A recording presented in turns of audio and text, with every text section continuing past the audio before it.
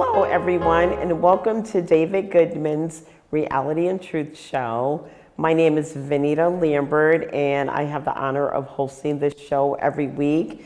And before I get started, I just want to shout out to the two guys that just got me started in all this. Well, actually, it was three guys. It was Glenn Petway, Tony Barr, and Charlie Coviello. May he rest in peace. Charlie is no longer with us. I just now thought of them, and I just wanted to shout out to those guys. They are part of the reason that I am here. And so anyway, this platform was set up by David Goodman to educate the community of the greater Bridgeport area with different resources.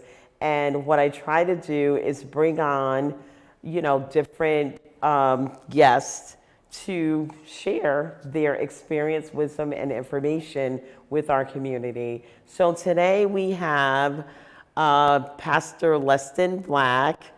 He is my favorite, one of my favorite podcasters.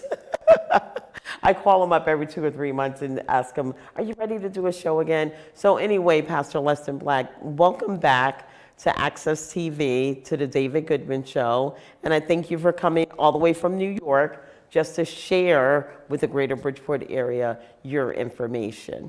Thank you very much. You're very welcome. If you could just take a minute and just tell our audience a little bit about yourself, and then we'll jump right into the subjects. Yeah, my ministry over the many years is about parenting and the home, building a greater family. And we cannot really, very little influence on government, but we have influence on our home. And if we can build that and build up our kids, we'll have a future. And that's what we want to talk about today. How can we work together to have something like Medicaid for all? Or something that we can dream about, have faith about, something we can do to make this country a better place. Because where the country is at today, it's going AY. So we need to... Haywire? Haywire. Not good. I understand. Not good. Yes. So yeah, I think, we have to invest in our children because the children are the future. And where do the children begin? They begin at home. Right. So in my opinion, the investment starts at home with the children. And, I think that, the family needs to stick together, the husband, the wife, and the children. We need to gut it out. I know we go through some hard times. Relationships are really tough. But if we can provide that 1-2 punch for our children, we would be a better and stronger culture and community. Right. So that's where I think everything starts. Right. And we need to vote for those people who will help us to do that. Exactly. Because there's a lot of people, there are a lot of talk, but I've listened to some people for the past, I've listened for a little while. But there's some very good people they want to, like Mandani in New York, is a good example of, invested in early child education. And I've heard, I've done my research over many years, for over 40 years now. And they have information out there that if we can give, the kids from the foundation from 0 to 4, then we can avoid a lot of the things that we have gone through, mental health, jail time.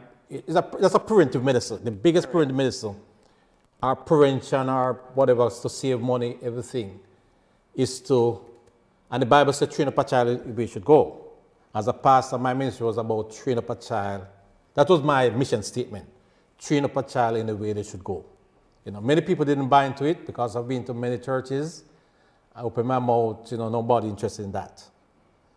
I can't believe that. Very, very few people when they come to church community. I've been in Jamaica. Mm-hmm. It was a one-man band. Yes, they go and they say something, family is important, but I was out there, call it 6-7 days a week, going to the homes and even the hospital. I was everywhere, teaching children, crusading, talking to parents especially, and crusading at the clinic, talking to doctors, they invite me in to come and talk to the parents in the clinic.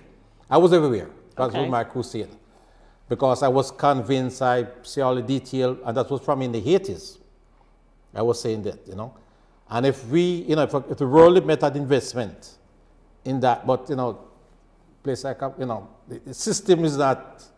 It's not perfect. Well, it's not perfect, but, we, even with the school system, because many people think that they have to send their kids to the best school, which is good to go to the best school. But if you can get them the best home environment, where you give them healthy food and talk to them in a positive way, encourage them and give them hope and faith, the mind is just automatic. It's just going to build on that. The mind's going to be, it's like, cheaper time we should go. It's just like, but if you abuse and disrespect, and everything, and they have work common therapy, that's a struggle. Yeah, they learn from their environment. Children live what they learn. Yeah, so whatever you teach them, and their first words are going to be the words they hear. Yeah. Well, maybe Dada is first, but after that, whatever, once they learn to talk. So it's important to teach the children to do the right things, but as a parent, you got to know what the right things are, so you have to be taught. And it's important to educate them. If they can afford to go to the best schools, then I don't see anything wrong with that. As long as they have parents that raise them up the right way. So now we're in a whole different era. I'm a 60s kid.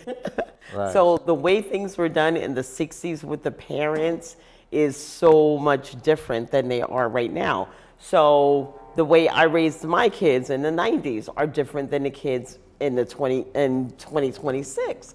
I have a 4-year-old granddaughter. Now, back in the day, it used to be you would tell your kids what to do, and they just did it. At least that's where it was, the way it was where I came from. And then in the 90s, you had to start kind of negotiating. You try to raise your kids the same way you were raised, but times change, people change, and things change. And so you have to adjust a little bit. You got to kind of bridge the gap with them.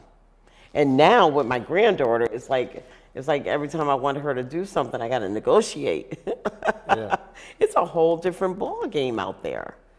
So raising children, in my opinion, and I raised 2 sons, it's very difficult. If you could do that successfully, God bless you. But we need this. What I'm trying to put out there today, we need to have faith.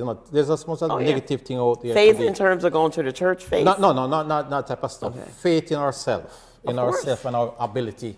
I know that God. This was not what we have here. God didn't design it. It's not God design. Because there's a lot of people said, "Oh, it's God will," and this is not God design. It's not what God wants for us. So whose design is it? Satan? No, we making our choices. Okay. We making our choices. Yeah, we have free will. Free will, and we're choosing the wrong people, and we're following the wrong people. Right? So we need to start to, as the Bible said, love God with all thy heart for those who are religious, and love thy neighbor as yourself. That's a principle I build my life on. I believe that you can love God even if you're not considered what you don't have to go to church. People would call religious. You don't have to go to church to love God. Exactly. That's it. That's the point I was trying to make. Home is the most important institution, and that's what I was, out there going home to home. Home is the most important, and the Bible says going to a closet and pray. So what the commercial thing about church, it really make any sense to me, and that's why I'm not, That's why you're not so involved, or I'm never involved. Always going to the homes, because I get the skill, and I said, let me use it.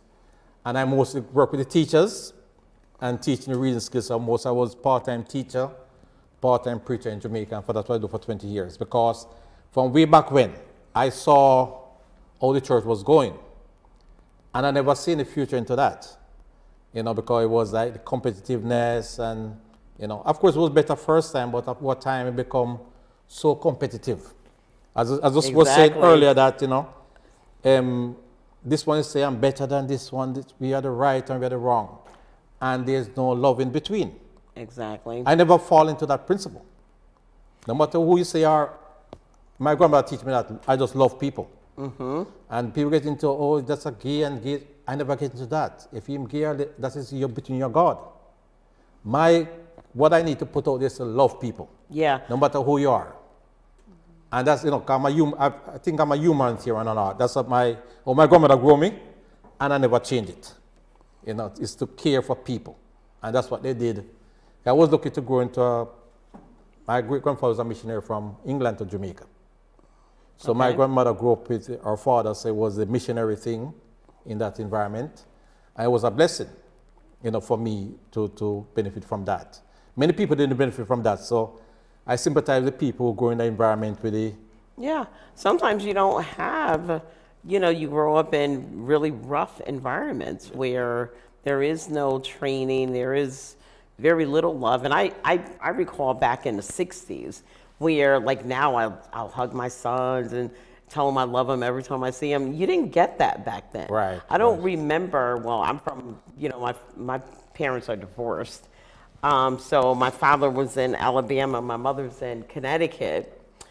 And so I didn't get that, oh, I love you, honey, and all them hugs and everything. I was with a single mom with 7 kids. So it was difficult, that kind of environment. And so what I learned through other podcasts that I've done and some of the other organizations that I'm a part of, there were resources for women like that in the church, in the community, but we didn't know about that. Right. And so a lot of people, so if you're from one of those homes or from one of those environments where, you didn't see a lot of hugging and loving and this and that because, maybe there was no money and stuff like that, just hard times, and you're always in survival mode, there were resources for women like that in the projects and, Beardsley Terrace and stuff like that where people didn't know about. But I think the 2 golden rules that,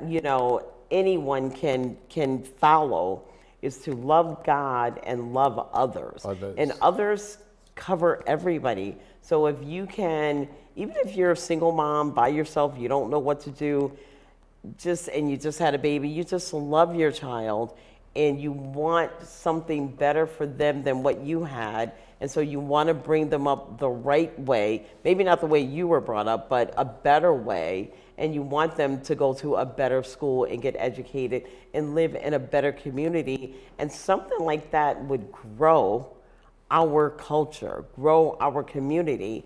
But I think it's imperative that we have that 1-2 punch, that family. I think the family starts with the man, which I will call the husband, and then the wife is second, which, I will call the mother, and then the kids. If you can follow, and I believe that's somewhere in the Bible, I don't read it a lot, so I don't know, I'll be honest, but I believe that's the way the family should follow. And if you have some of those pieces in place, I think you have a better chance. There's hope. There's hope. There's hope. And of course, we cannot leave the extended community, like the church. Well, most of the church not doing the community. much. But the government, at least we pay our taxes. So there's a group of people here that's saying that the taxes should be spent on American. There's next group said, oh no, it's socialism, and it's a bad thing to have socialism and government doing this and government doing that. But it's a time like now. Right. When there's no factory and not a job, we need to, ask our government to give back the money to the community. Yeah. In whatever form or shape, Exactly. You got to invest in the children. You got to invest in the community. And if you don't do that, that's going to have a pretty dark future. Yeah, because children are our future. We need to change where we're going because, a lot of people said, oh, it's the last day this is going to happen. I don't believe that. As a matter of fact, I don't know about that. Yeah, I think we live in the best country in the world. I still do. And I think we live in the best. And I think anything is possible. And I think, the people outnumber the politicians. If we can come together and unite and present a united front and stay on the same page, then there's a lot of hope. As Dr. King said, and he said that in the 60s, he died in the 60s, he said that we are in the best time in the world where we have so much knowledge, but we're not using knowledge. And you were talking about LeBron LeBron James James, yeah, this LeBron morning. James. I want to share that story, man, because that's a story. Well, so many people know about that story, but the way LeBron James, and I'm paraphrasing a lot and skipping around, but I'm a sports fanatic, so I follow LeBron James, and I read a story how his mom got pregnant and had him when she was just 16 years old. She lived with her mother and her brother at the time in Akron, and then her mom died. They lost the house, and her brother and her baby became somewhat homeless, like sleeping on couches here and there, friends and whatever. And eventually, LeBron James ended up living with another family because she couldn't provide for him. And then let's just fast forward to stardom. He is the best athlete in the world, in my opinion, and he has the best story in the world. But he took, without having a father, so you don't have to have him, but without having a father, and what he went through, once he became famous, he started the I Promise School. And the I Promise School, each of the children got breakfast, they got lunch, and they got a snack, and they got a new bicycle. So every kid had a bike, something I never had when I was a kid. So, and something he obviously never had, so he felt it was important to give. So if a child has food, then they can focus on learning. So he provided the I Promise School. Then he realized, or at some point, the parents have to be educated in order to help the children with the homework. So then he developed, him and the I Promise Foundation, his mom and all them developed, a program for the parents. And then once the children graduated from school, they got a college degree with the University of Ohio or Akron, Ohio, whatever. They had a college degree waiting for them. And then in the process of all this, he also created housing for poor families that may end up like he did, homeless. So he provided, housing. And also, let's see, a community center where kids can learn after school, computers, whatever, basketball, sports, or what have you. And it is my understanding that he is now developing, him and the foundation, a health care system. So that he has this entire community in Akron. He understands how important it is to have the family support the children, have the education, then have the higher education, and in the process, have a place to live and have health care. That's the process. And what he has done in Akron over the past, I want to say 15 to 20 years, he's been playing basketball for 20 years or so. This is a cycle that's going to perpetuate in a positive manner with the kids that he helped, these children that he helped from, grade school, giving them lunch and giving them a college degree and helping their parents. These people are going to give back to that community. And this system is going to build up the black and brown and white community in Akron, Ohio. And that's what it takes to build in every community. LeBron is I'm not going to say only focusing on Akron, but LeBron is focusing on the community that he came from. Amen. And so we have so many celebrities that a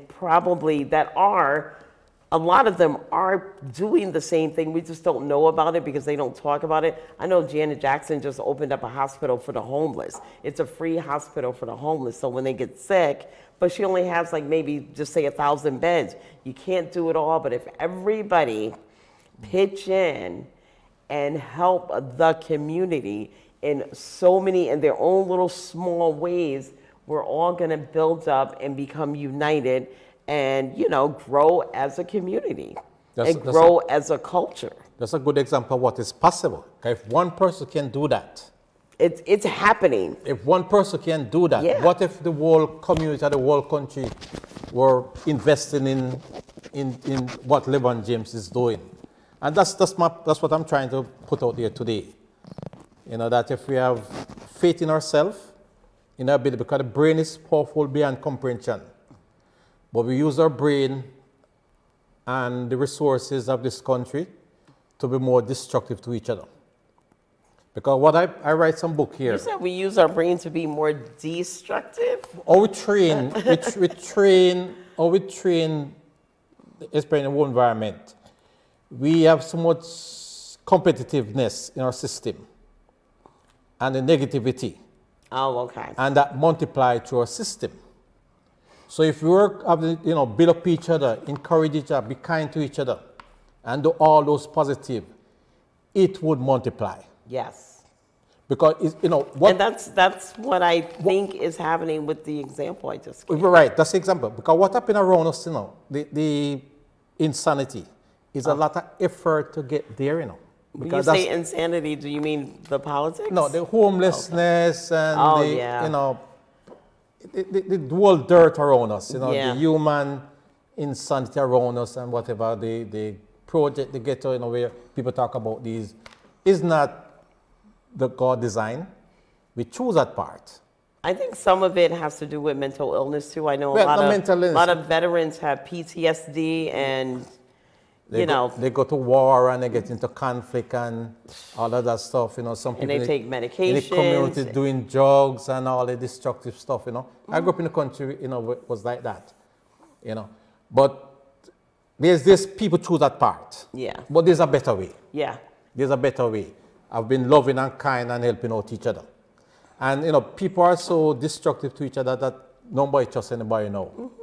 You're afraid. You're afraid now to go system. and reach out to people. Like and if somebody need a ride and you're driving through, you're not going to pick them up. You're going to drive right by because That's where we are you today. think, okay, this guy's probably going to kill me and take my car that's or whatever. where we are today. That's what I would do. That's the way we think because the world, there's more good people than bad. It's just that the bad is so bad, you're afraid of everything. You're afraid of everything, Yeah, because you have too much to lose. And we are all right, because that's where people are, Yeah. because we never, because what I do many years, thank God to my grandmother. Mm-hmm. Because my grandmother didn't take me away from my mother and inject some good, show me that, there's something good. I probably would be out there doing what other people are doing. So I sympathize with them because children live what they learn. I believe that with all my heart. Mm-hmm. We learn it somewhere. We learn from somebody. Yeah. We learn from television. Or we learn from parents, but we saw it somewhere. Right. And we choose that part because I remember, Some people do choose it. I remember my ex-wife told me that for you to get rich, you have to be a criminal. And many people in my You got to be a criminal? that's insane. That's how some people think, and a lot of people in my country think that way too. And that's why, we destroy a lot of people with that type of mentality. Because we believe it, that's the only way we can It's get like selling, we have to sell drugs and we or have to do this and something. we have to do that. But as I said, to build family, to love each other, there's more possibility in that. But Yes, it is. We don't try that. Yep. We have never built on that, And to become rich, I can teach people how to generate wealth through insurance, even if you have nothing. There's so many other ways. So many ways of work together. You can get a job. So many ways we can work together. You can invest. There are so many different ways. So, but I think that the family is the most important way. Most important. But we can't do it all alone. It takes a community, and then it takes the government because they control the money. They have to give money to invest in people. They have to, for, schools, education, that's programs necessary. to help people get jobs or to train people that, don't have an education to get jobs. It's, it takes it takes everyone. Everybody's got to do their part, and that's basically what it is. So we have about 3 minutes left on our show. Do you want to Well, we have your information on the screen. Right, right. All right. So if anybody want to get in touch with you about some of the books that you authored, they can call you at 718-781-6461, or they could just send you an email at lestonb@yahoo.com and tell us about the book that you're holding now. This book here, especially this one, ABC Act of Kindness. Okay, attitude of kindness. Yeah. Okay, teen growing in love. Yeah, this is the healing power. It's a kind word, because the word, the tongue, as the Bible says, tongue of life and death. You know, so if we don't use our tongue properly, it can destroy our mind and give us mental health. Absolutely. Because It some can of us, hurt. you know, I was up guilty of that. I find myself, you know, for the past couple of months, I've been going to a mode of silence and start to really allow my brain to have some peace. You have to do that. Yeah, you're going out there, talk, and you know, whatever you're saying there, you're the first person to benefit from it. Right. Because you know, you're hearing back what you're saying, you know. So just be kind to yourself and to others. ABC Act of Good Kindness. advice. You know, some little principle, and this is my mental health book. Okay. Just to and be we kind. all need that. Just to be kind. Yes. And I have this one now, ABC Act, 5 kilo emotion, 10 foot of love. You know, it's based on the basic principle about 10 foot of love for those who into Bible. And these are the simple principles I use Okay. to keep my mind healthy. Yeah. Just simple principle. You don't have to go and take any psychotic medication or any drugs or anything at all. You know? Just be kind to each other. As the Bible says, love, you know, love and forgiveness and all of those little stuff. It's the simple, you know, but if we practice little stuff, Right. we can keep our body healthy. And reading some of those books, the mental health one, I think, you know, we all have issues. And I know it's a stigma in our community, mental health. A lot of Right. people don't want to talk to anyone, you know, when there's something wrong, because back in the day, we used to call them, oh, you're crazy, you're going to a psychiatrist. That's not the case right now. Communication is so important, that you communicate and you say what's on your mind, because if not, no one knows and no one can help you. So we got about 30 seconds left, Pastor Leston. What would you like to leave our audience with? Just the kindness? The one word, kindness. You know, that's the Kindness. most important thing. Just be kind. Okay. In your words. Yep. Well, thank you so much for coming on the show. We'll see you back here in 2 or 3 months or so. I really do appreciate everything that you share with us. And I want to thank our audience for joining us today. This is the David Goodman Reality and Truth Show, and we're on your side. Yeah, thank you for the work that you're doing too, you know, because I've heard